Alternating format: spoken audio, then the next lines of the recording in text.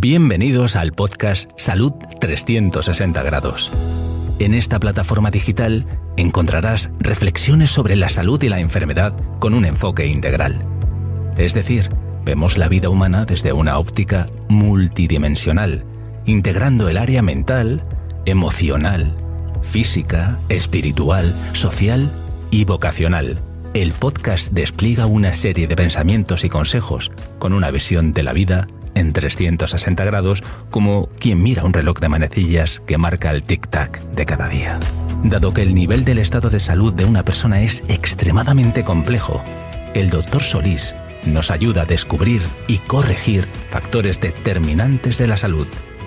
Cada semana nos invita a oír pensamientos, reflexiones, temas de actualidad y entrevistas con el objetivo de mejorar la calidad de nuestra salud.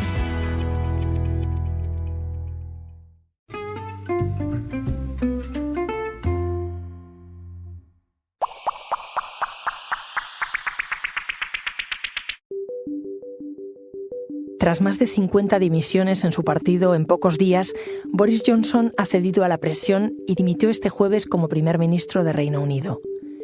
Le recordaremos por su campaña del Brexit, por sus cambios de actitud ante la pandemia y por sus fiestas ilegales. Ha sido el político conservador con más carisma, el más popular de las últimas décadas. Pero hoy deja al Partido Conservador y a su país totalmente divididos. Es viernes, 8 de julio. Soy Ana Fuentes. Hoy en el país, auge y caída de Boris Johnson.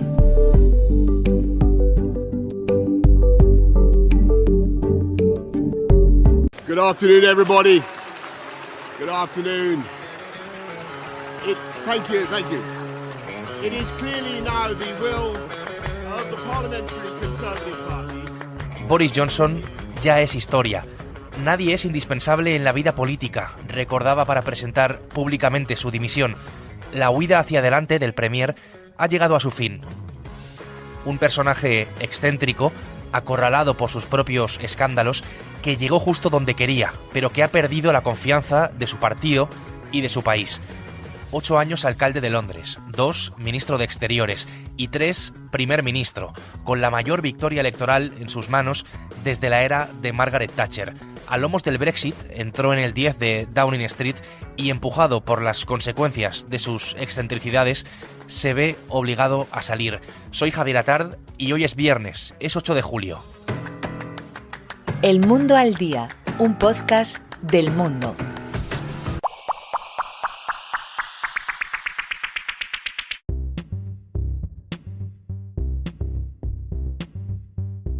En esta semana ensamblaré un tema de actualidad con el uso del poder y las relaciones humanas saludables. El primer ministro Boris Johnson ha presentado su dimisión tras la fuerte presión del Parlamento británico. Algunos observadores comentaban que estaba actuando fuera de la realidad, que había perdido la capacidad para ver y reconocer sus propios errores, una facultad indispensable para conducir una nación. A tal nivel que algunos sospechaban que podría ser portador del síndrome de hubris, que será el tema que desarrollaré en este episodio. Según noticias publicadas en los principales medios de comunicación, se le acumulaban acusaciones, escándalos, mentiras que al final sus propios compañeros de partido le quitaron su apoyo por falta de credibilidad e integridad moral para gobernar, por lo que se ha visto forzado a dejar el poder. Esta noticia de actualidad nos servirá como base, el sustrato, la materia o la argumentación para reflexionar sobre la importancia de saber gestionar las tareas de responsabilidad e influencia que tiene un líder no solo a nivel político, sino en todas las funciones humanas. Un trastorno de la personalidad que afecta cada vez más este mundo, alcanzando transversalmente, casi en forma epidémica, todos los extractos sociales del poder. Haré una descripción parcial del síndrome de hubris, un interesante tema de salud mental y emocional, aplicable para el día a día a cualquier persona que ejerce el poder o la gestión o la administración. Síndrome es el conjunto de signos y síntomas que caracteriza típicamente a una determinada patología. La patología o la enfermedad indica un desequilibrio físico o mental que afecta un órgano o sistema funcional del cuerpo. En este caso vamos a centrarnos en un desequilibrio mental que afecta la conducta y las relaciones humanas. El término hubris o ibris es un concepto griego que significa desmesura. Es lo opuesto a la sobriedad, a la moderación. Alude al ego o yo desmedido, a la sensación de omnipotencia, al deseo de transgredir los límites de los dioses inmortales que impusieron a los hombres frágiles y mortales. En la mitología griega se aplicaba a las víctimas de su propia soberbia. Se creían y actuaban como dioses. Es en definitiva un intento de romper el equilibrio entre los dioses y la naturaleza y el hombre. En el 2008, el neurólogo miembro de la Cámara de los Lores, ex canciller británico David Owen, publicó un libro en el que, atraído por el comportamiento y el perfil psicológico de ciertos políticos, especialmente los parlamentarios y los dictadores, acuña el término síndrome de hubris para describir a los mandatarios que creen estar llamados a realizar grandes obras y muestran tendencia a la grandiosidad y a la omnipotencia y son incapaces de escuchar, mostrándose impermeables a las críticas. Para Owen, el síndrome de hubris está indisolublemente unido al poder y alimentado por el éxito. Son personas arrogantes, implacables con los demás, complacientes consigo mismo, buscan ser el centro de atención y se incomodan con los que no le admiran y le reconocen. Una personalidad centrada en la glorificación del yo, una tendencia narcisista que siempre está presente en la estructura de la personalidad. En alguna medida es una carencia afectiva en el desarrollo de su persona y la busca en una forma desmesurada. Es como el que tiene frío y le quita la manta a los demás para entrar en calor. Necesitan ojos, aplausos, cámaras, fotos, tronos, posiciones de influencia y notoriedad. Así calmar su sed de aceptación y reconocimiento. Es una carrera sin fin. Este síndrome no solamente afecta la responsabilidad política del gobierno, pero puede afectar a cualquier persona con poder, en cualquier ámbito de la actividad humana, la política, las finanzas, los militares, el deporte, los líderes religiosos, a los mismos papas o a los propios médicos, en especial los neurocirujanos y cardiocirujanos, para exaltar sus habilidades para dar vida a otro adquiriendo casi una posición divina. Este síndrome, para instalarse, requiere la existencia previa de ciertos trastornos, en especial el trastorno narcisista de la personalidad, con el cual comparte muchos rasgos y aumenta la probabilidad de que una persona poderosa desarrolle un síndrome de hubris. El narcisismo es el amor que se dirige un sujeto a sí mismo. Toma su nombre del mito griego de Narciso, quien se enamoró de su propia imagen reflejada en el agua y se ahogó al intentar besarla. Estas personas tienen un grandioso sentido de alta importancia, carecen de empatía, no se identifican con la necesidad de las personas, hambriento de adulación y halagos.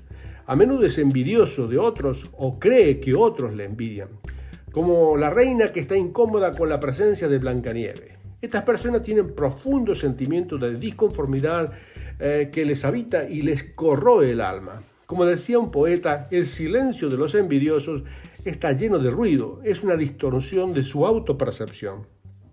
Se dice que un líder, sea este un director, un gerente, jefe, clérigo o pastor, economista, científico o político, responsable de sección de producción de una fábrica, es competente cuando adquiere 3 capacidades: conocimiento, habilidades y valores. Los 2 primeros, es decir, conocimiento y habilidades, puede aprenderlos en la universidad o en la escuela o en cualquier centro educativo. Pero los valores tienen un origen mucho más profundo y marcan el carácter y la personalidad del líder. La pericia, la corrección técnica del profesional la puede convertir en una excelente profesional, en un muy buen profesional, técnicamente hablando. Pero la empatía y la humildad lo convierten en una persona excelente, que sobresale sobre el resto. Ambos son factores imprescindibles y la ausencia de uno de ellos resulta incompatible con el buen hacer de cualquier líder.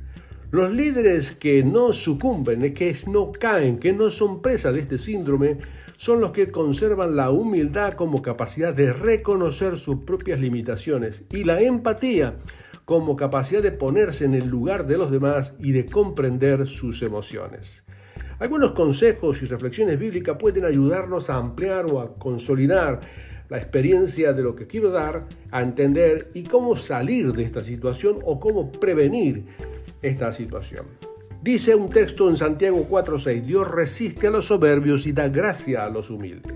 De modo que la humildad es el requisito indispensable para vivir plenamente satisfecho, porque la soberbia cierra la posibilidad de construir relaciones dichosas y fomenta la soledad y el aislamiento social. Voy a compartir un relato histórico entre muchos personajes que pueden ilustrar el síndrome de curación.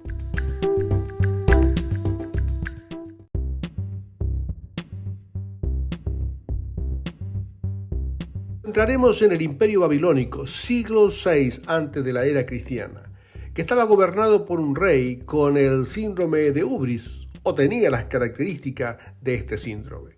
Me refiero al famoso rey Nabucodonosor, un rey excéntrico, autoritario, narcisista, soberbio, arrogante, divinizado, orgulloso, que se vanagloriaba de sus logros, obra y dominios, que se autoexaltaba, ebrio de poder y admiración, sin temor alguno de Dios ni de los hombres.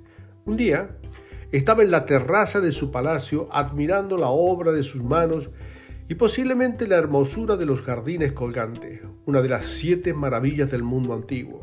Mientras se autoexaltaba con palabras de admiración de sí mismo, se nos dice que esta voz se oyó. Aún estaba la palabra en la boca del rey, cuando vino una voz del cielo: a ti se te dice, rey Nabucodonosor, el reino te ha sido quitado. De entre los hombres te arrojarán.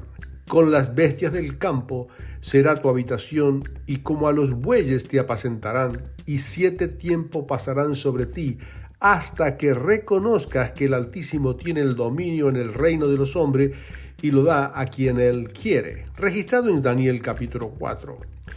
Tal como si fuera un rayo en una noche estrellada, su mente perdió el rumbo y el equilibrio de sus pensamientos se perturbaron, de modo que perdió la razón por completo y adoptó la conducta de los animales durante un periodo de 7 años.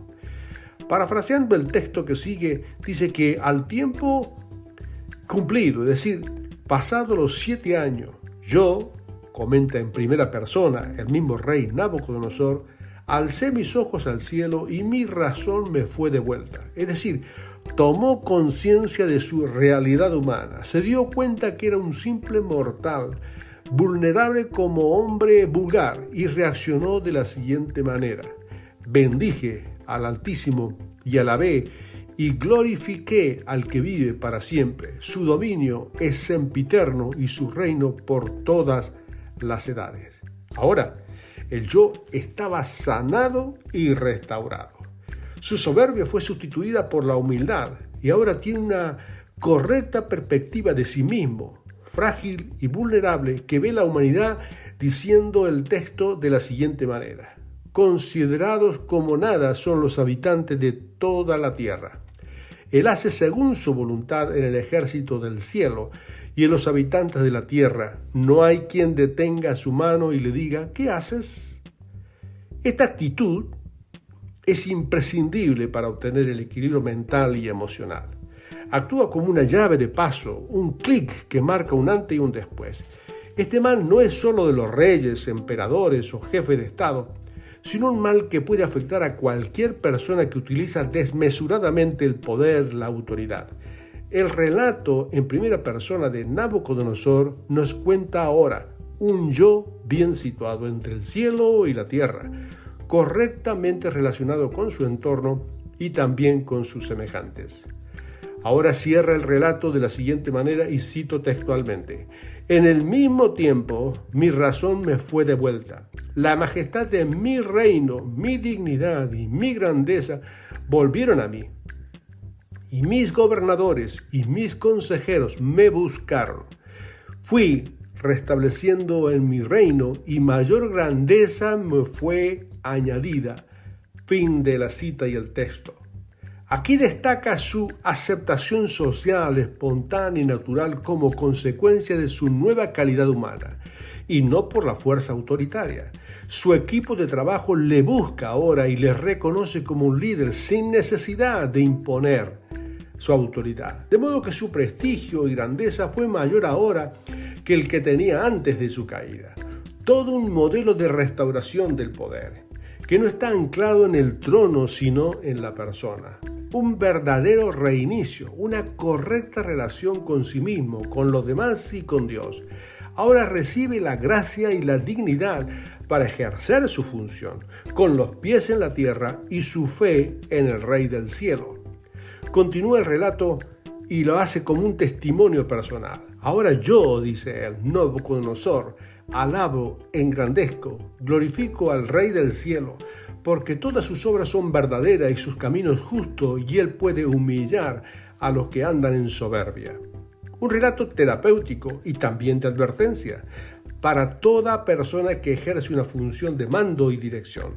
Sea este un gobernante, un parlamentario local o nacional o internacional, sea un religioso o integrante de las Naciones Unidas, forme parte del G20 o del G7 o un alcalde o un director o jefe de área de una fábrica. Esto es una gran enseñanza para todos. Jesús, considerado como el líder siervo por excelencia, ha inspirado a millones de personas a lo largo de la historia de la humanidad y nos dice así a través de la pluma de Mateo: «Llevad mi yugo sobre vosotros y aprended de mí, que soy manso y humilde de corazón, y hallaréis descanso para vuestras almas». Utiliza la figura de un buey experimentado que trilla unido por un yugo a un inexperto joven buey, que aprende dócilmente por cercanía y ejemplo. Porque al contrario de lo que se piensa, la humildad y la empatía no es una muestra de debilidad, sino de grandeza, porque sabe aplicar las reglas de oro, trata a los demás como querría que le trataran a él. Cualidad moral que exalta al líder mucho más que su conocimiento y sus habilidades técnicas.